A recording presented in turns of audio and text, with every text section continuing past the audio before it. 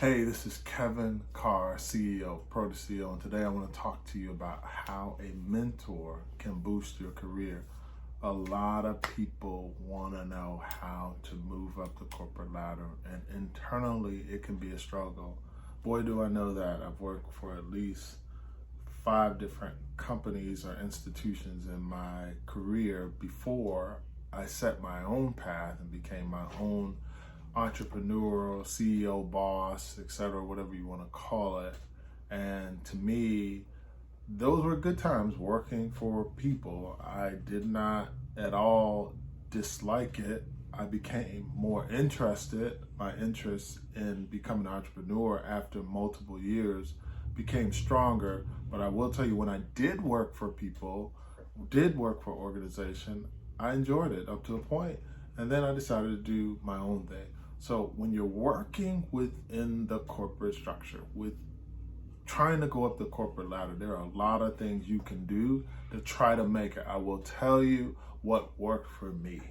So today is, how do you move up the corporate ladder? Basically, with a mentor, I'm going to talk to you about how to do that. So essentially, when you're working and working, you can find all kind of people in the workplace. I certainly did.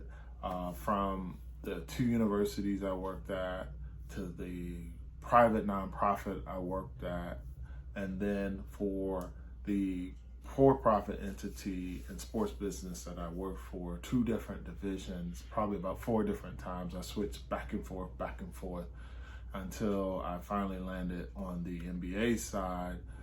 I can tell you, you meet all kinds of people, and the people are part of how you move forward. It is not the total thing, particularly in our day and age where we move and do things more autonomously by ourselves in more decentralized environments, meaning work from home like I do, and other people work in less complicated situations versus the traditional model, which was go into work every day, sit down at your desk or cubicle, or whatever you have it, and you interact with lots of people. That was fine for me at the time.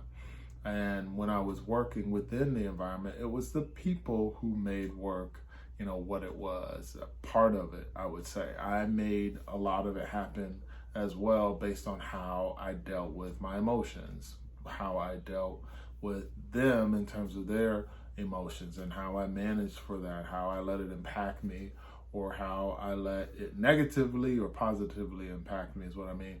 So for me, I will tell you, the people were a big part of it. And as I began to think about how I could move up the corporate ladder, I began to find that the better I knew certain people in the organization, the better I knew what was going on within the organization.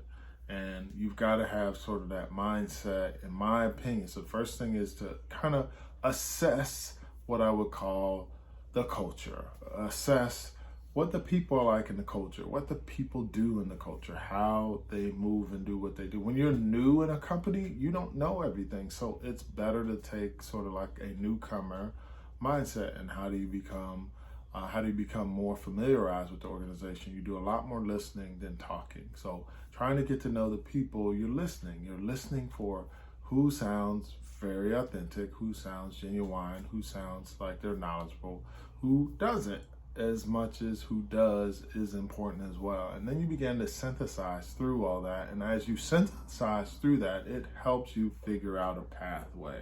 And for me, I was big on engagement. I was not sort of the most outward person at first. And then I learned how to do that by listening and figuring out who was good for me to interact with. And I think for the most part, I got along with most people that I worked with over the different stages of my career. With that being said, I was able to gravitate towards certain people, and they gravitated towards me, and we became workplace friends. We were able to have lunches together, go outside the company and have lunches, go to different functions on conferences often with each other. If we worked on a project, you select certain people. That's generally within your department. Then there are other people outside your department that you do those things with as well. And you can get to know a lot of people across different departments. And what you're listening for is who in other places that you work with in your company is a good person, who people recommend. Hey, that guy knows a lot. Hey, that lady knows a lot. And within that, you're trying to synthesize whether or not that person might be good for you. So really, you're trying to figure out within the culture, is the culture one in which there are good people, and how to find those people. And then when you do find it, you really got to like kind of take your time and casually or formally introduce yourself. Sometimes it's on an elevator. Hey, you're going up, they're going up, you're going down, they're going down. You figure that out, and whether that's a good timing, if they're not on the phone or if they're not talking to someone else, maybe that's an informal time to do that. Other times is when you're before a meeting, you're all waiting, or after a meeting, someone's leaving, you get to introduce yourself, etc. Wherever that opportunity exists, kind of casually, formally, think about it. They can happen at certain outings for the company. They can happen when you're traveling, etc., getting to know people. And then in other formal settings is like when you're generally at a big, large function, and there are certain tasks that everybody's assigned to, and you know you're going to run into that person there. You know you're going to be in a business environment, but you're going to run into them. You can also find the time when it's over to introduce yourself and formally make the opportunity to ask for a cup of coffee, ask for a sit down. You can also formally write them in an email and ask them for some of their time. You can comment on something maybe that they said in a report that went out to the whole organization. You can follow up with them in a call, in an email, and say, hey, I enjoyed what you said. I would love to have a further dialogue. That's something that interests me. However you do it, you figure that out.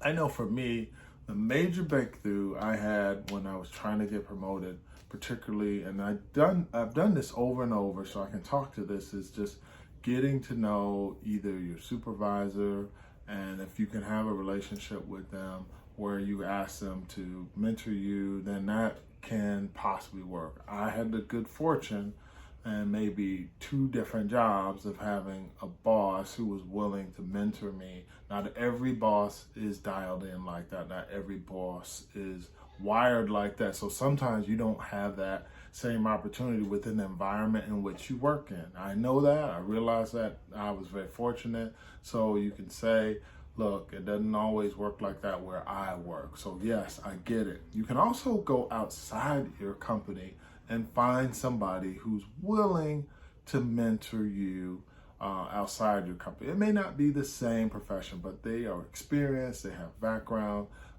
You can use information from what they say to help you in your organization. So to me, that's a big part of why and how you can go about doing that. Just finding the right person and figuring out that whether or not they're willing.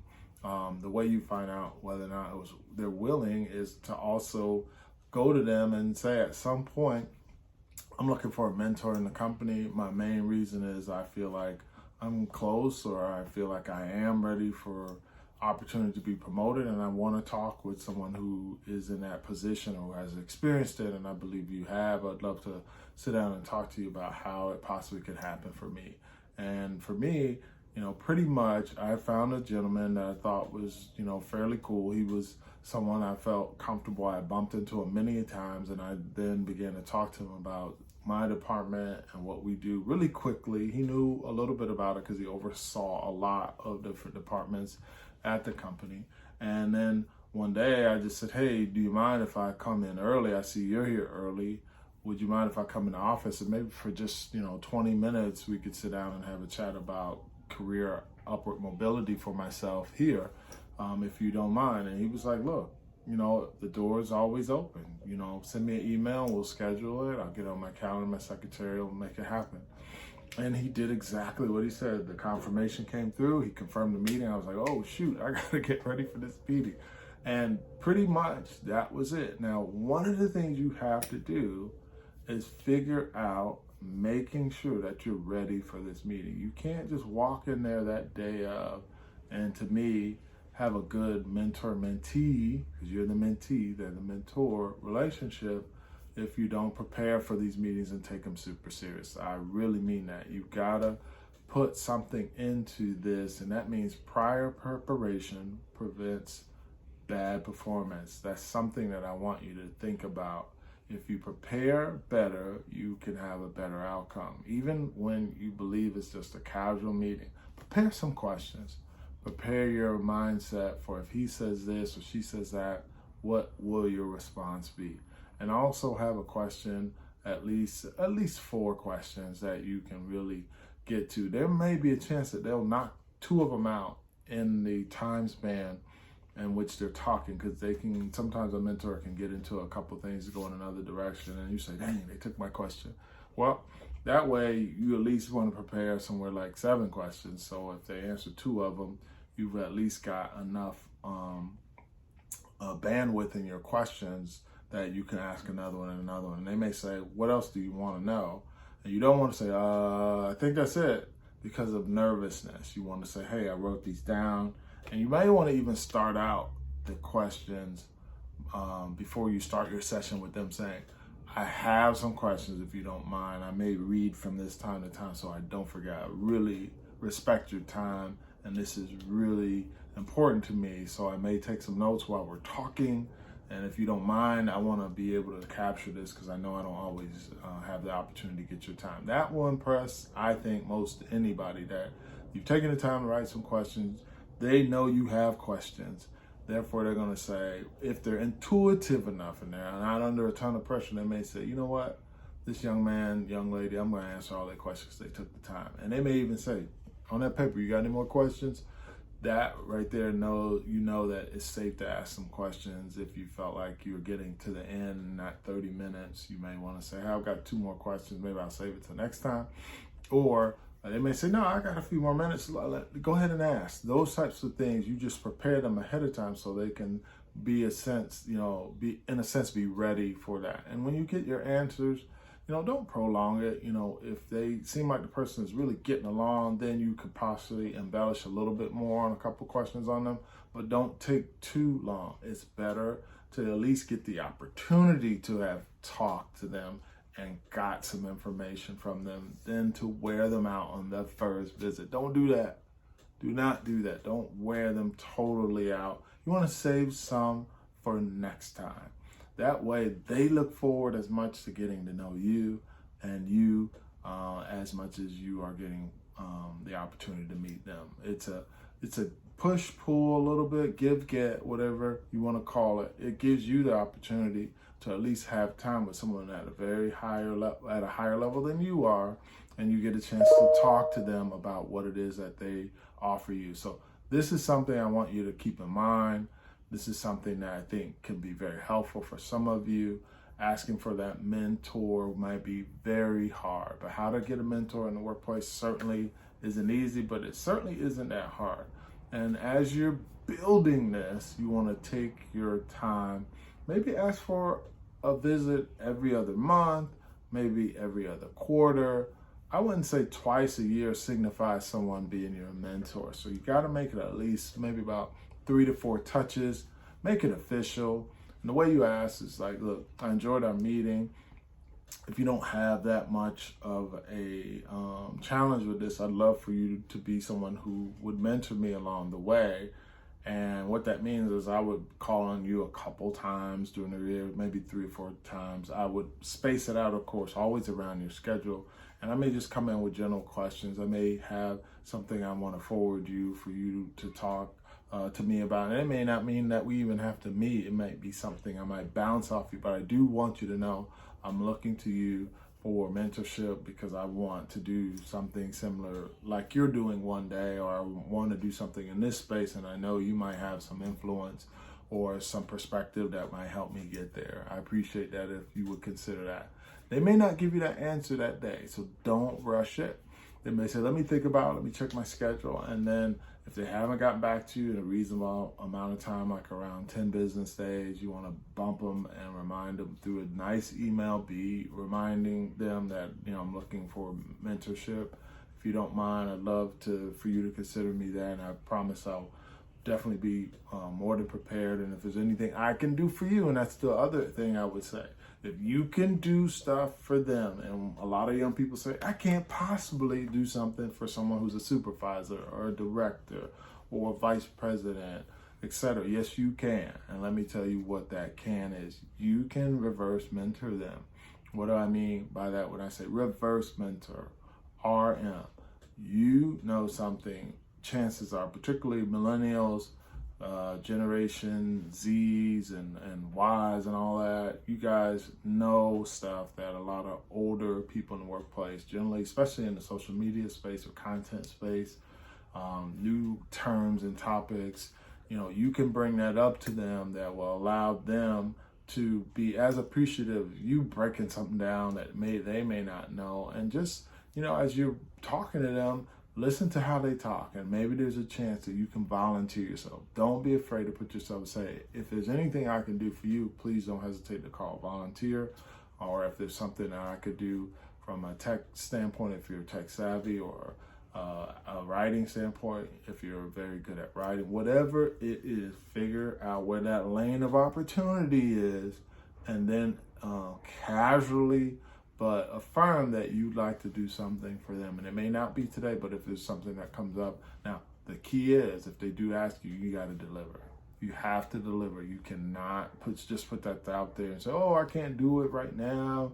At some point, you got to figure out your schedule and make that, because if they're giving up precious time to you, you got to reciprocate. It shouldn't be one way. They're just pouring into you and then you don't pour back. That reverse mentoring could be all the difference in the world.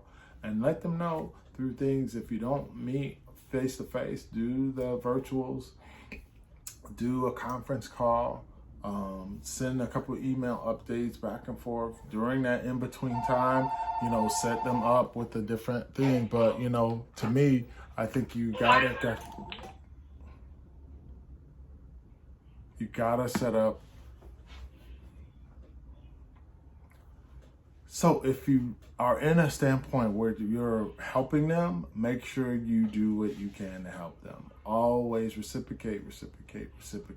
Don't just make it one-sided for yourself. Look out for them. All right?